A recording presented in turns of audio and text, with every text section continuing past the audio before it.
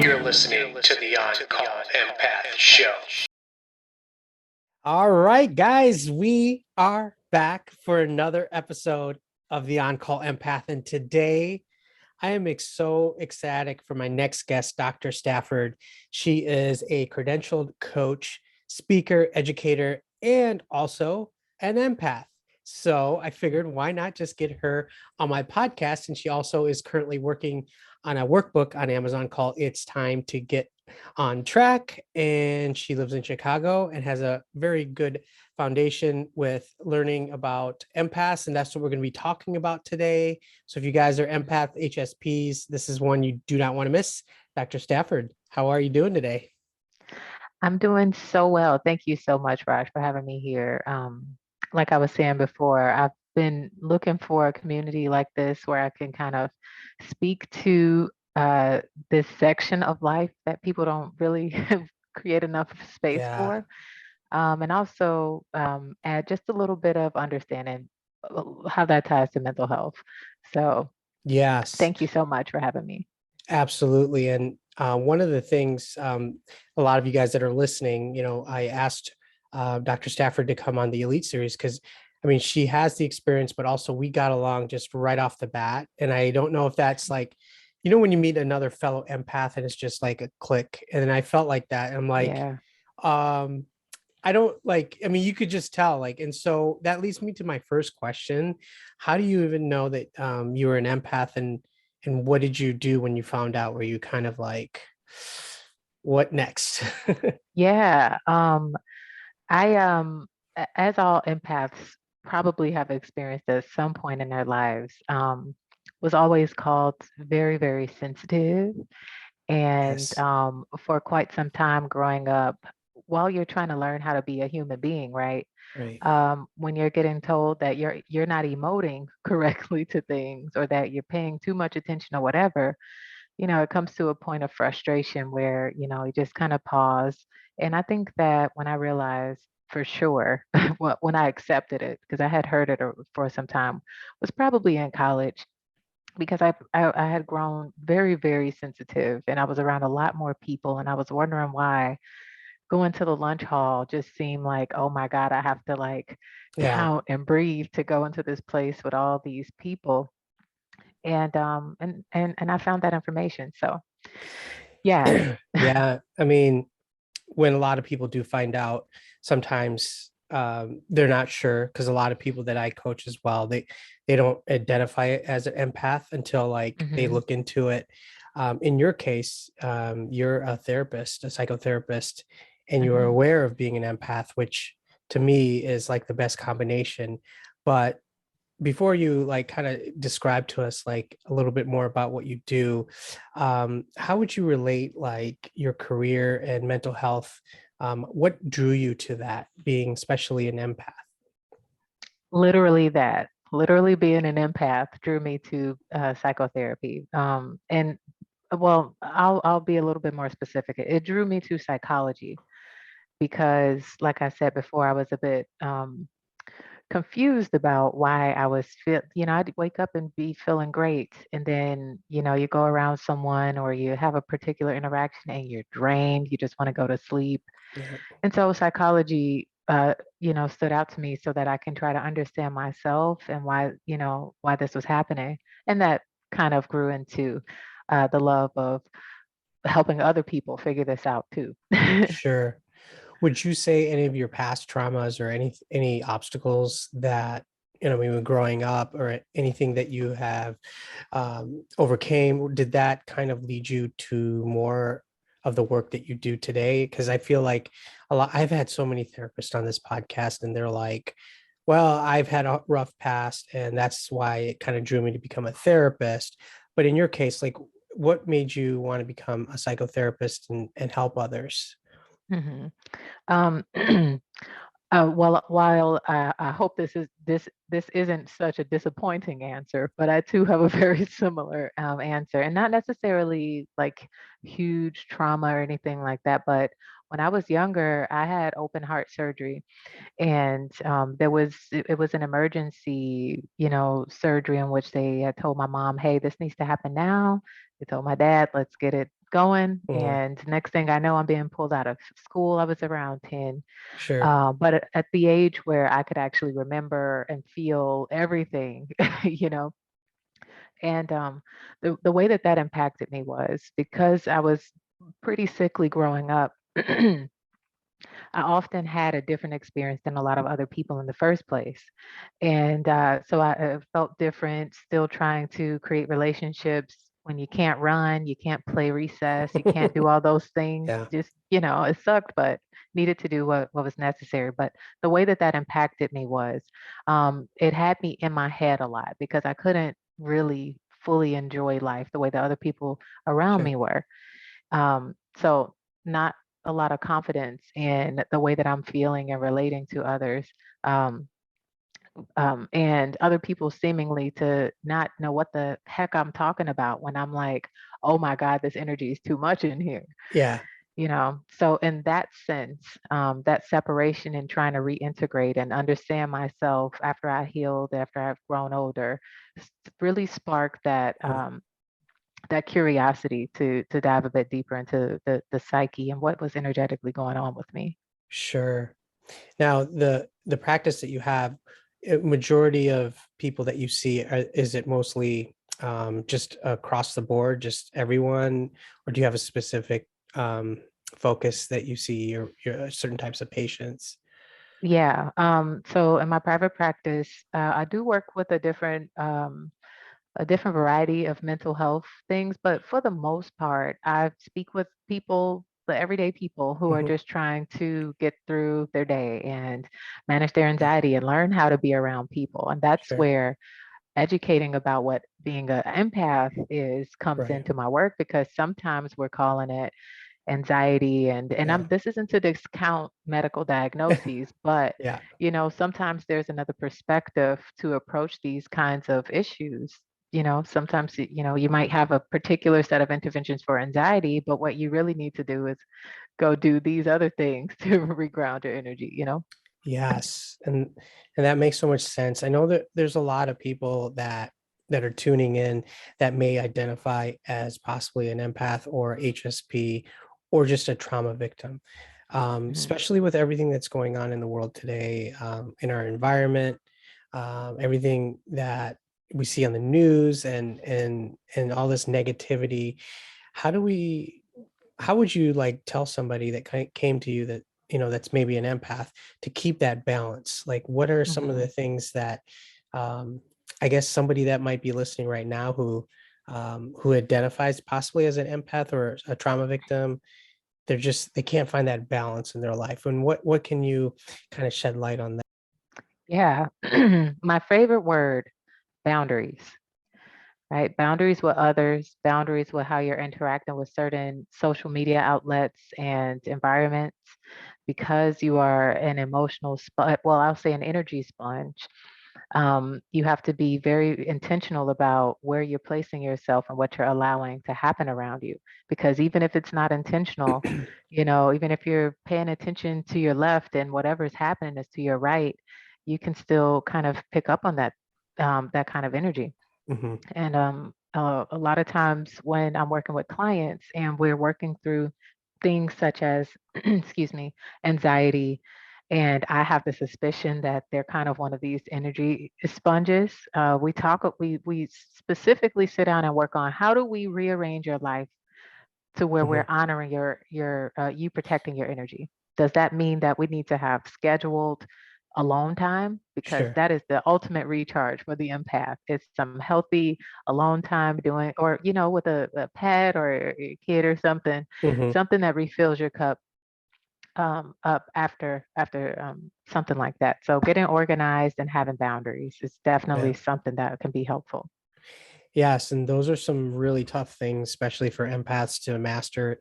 It takes practice, and this is something Yeah. that I talk about on like almost every other episode is, boundaries, speaking your truth, being authentic. Hmm. And these stuff like they come in time, but you have to find the right person to kind of help you, like coach, Yeah. someone like yourself. Do you get a lot of like people that may say that they have all these issues, but they are not aware that they're an empath?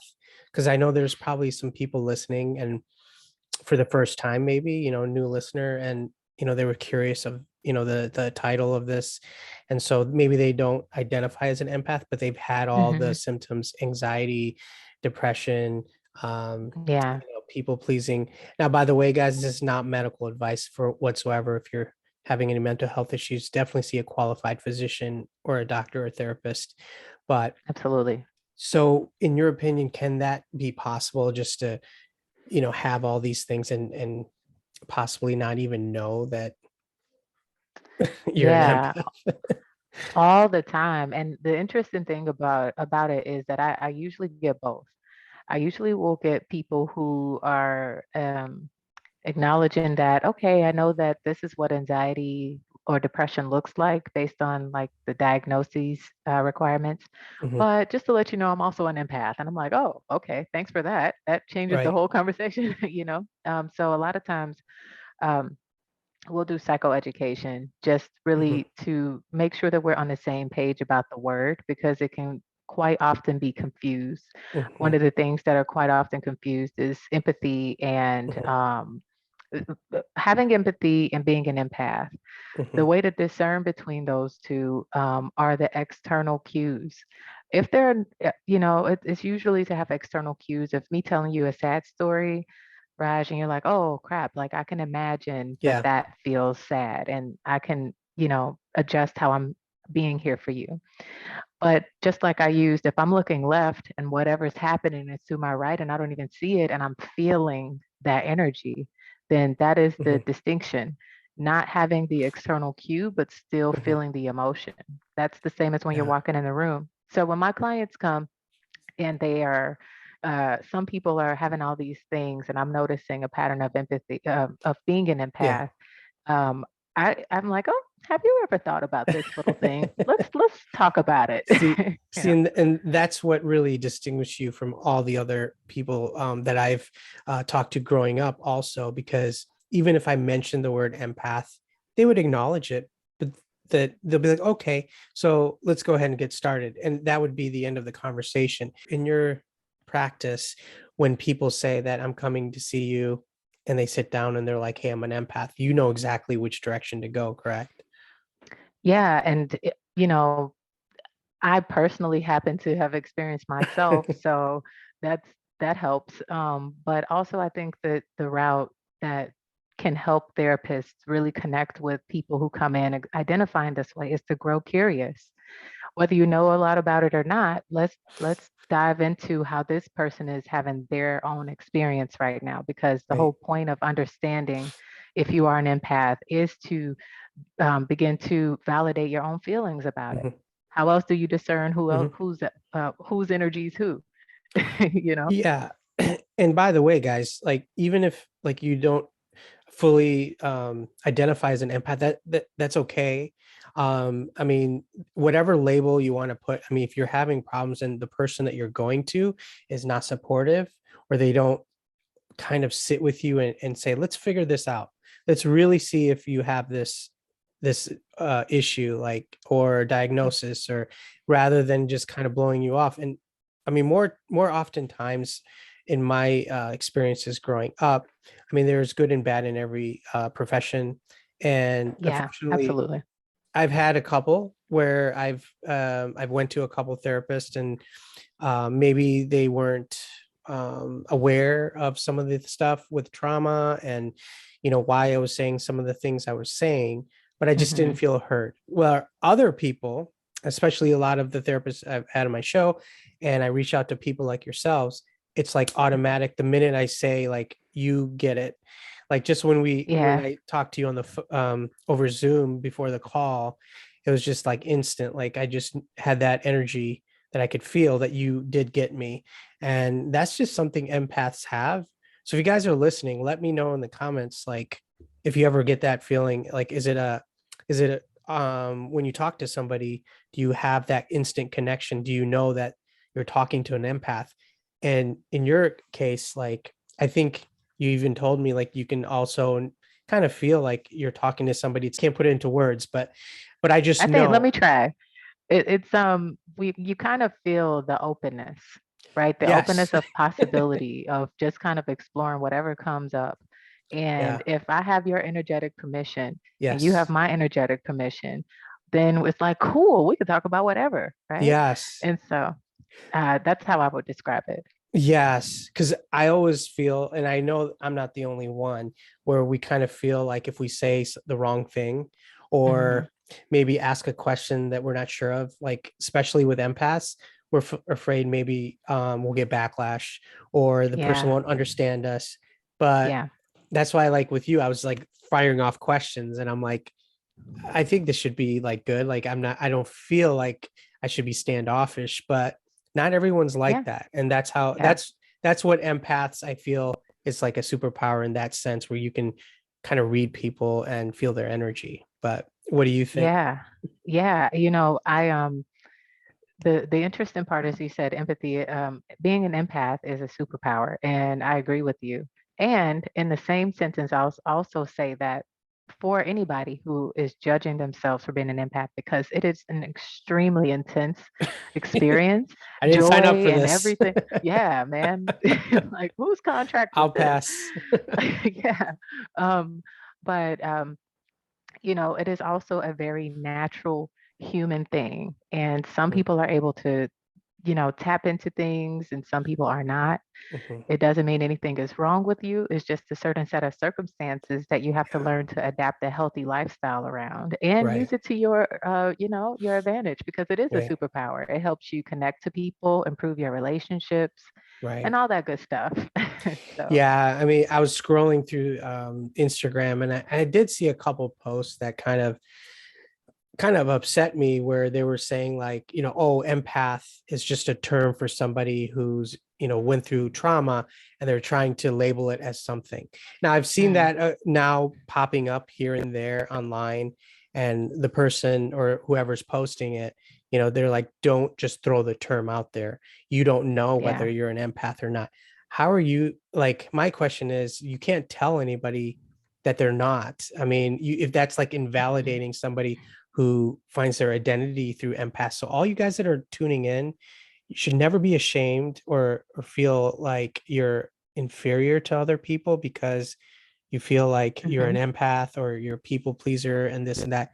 This can be a superpower, like you said. Like, what do you feel about like invalidation and things like that? Like if somebody comes to a therapist and they're like, oh, that term is just kind of widely loosely used, you're just anxiety prone and you have some Yeah. family issues, that's invalidating in my opinion. Yeah. Yeah, I 100% agree with that. So one of the things is whether I'm doing coaching work or with therapy work, something with that is for the empath to do personal work on validating themselves. The the boundary piece of being an empath is knowing where that boundary is between where you end and where others begin.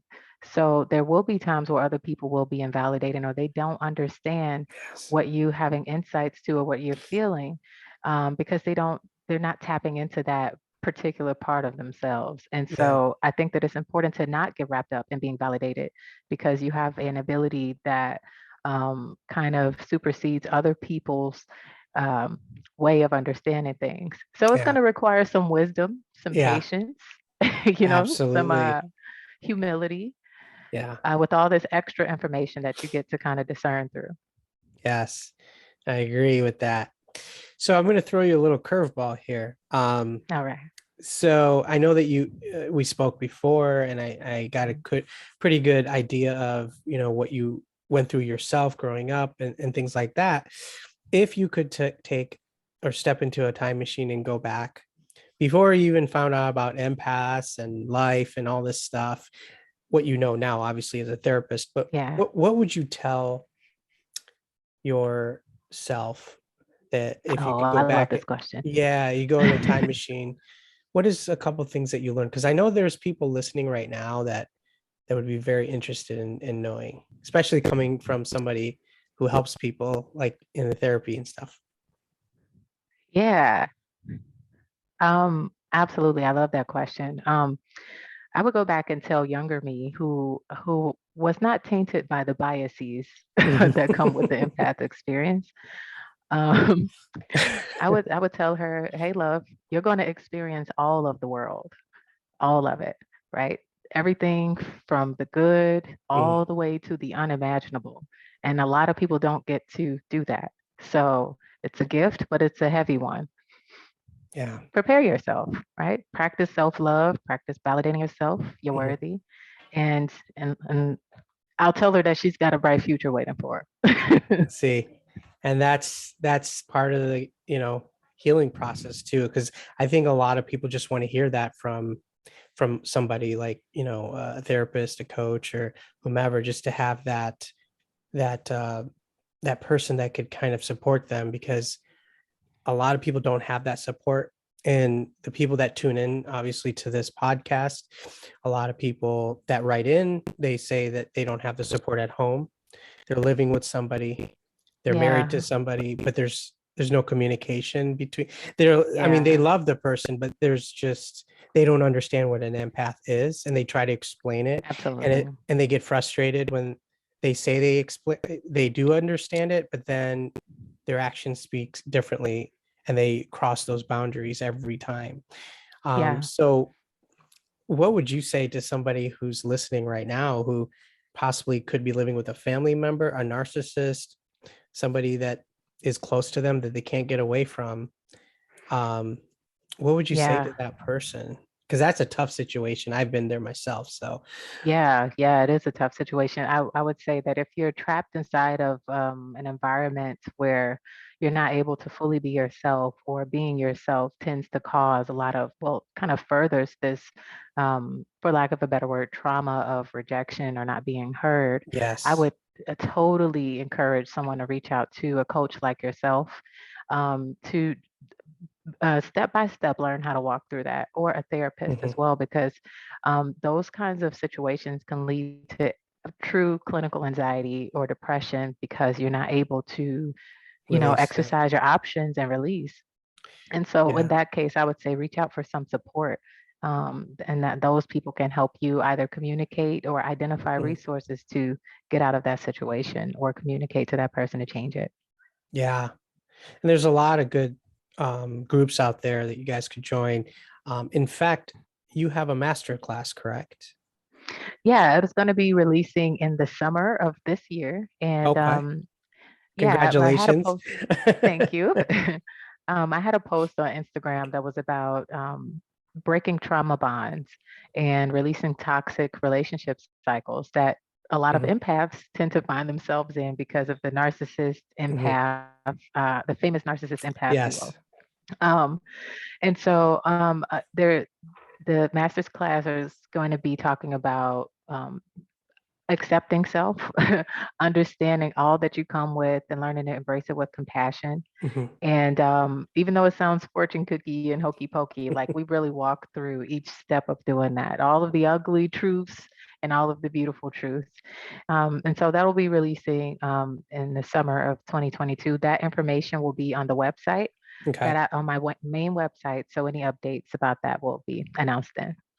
Before we take off, if you want to Yeah. leave just something for all the empaths, HSP trauma victims that are Mhm. listening and tuning into this particular episode, I'm going to give you the last word to all these people that tune in all every week, and they're just looking for that one advice, especially during these harsh times where there's more people coming out of their shell, out of and finding their true authentic Yeah. self, quitting their jobs, Yeah. giving the finger to the corporate, Mhm. thing, and all of Yeah. that stuff.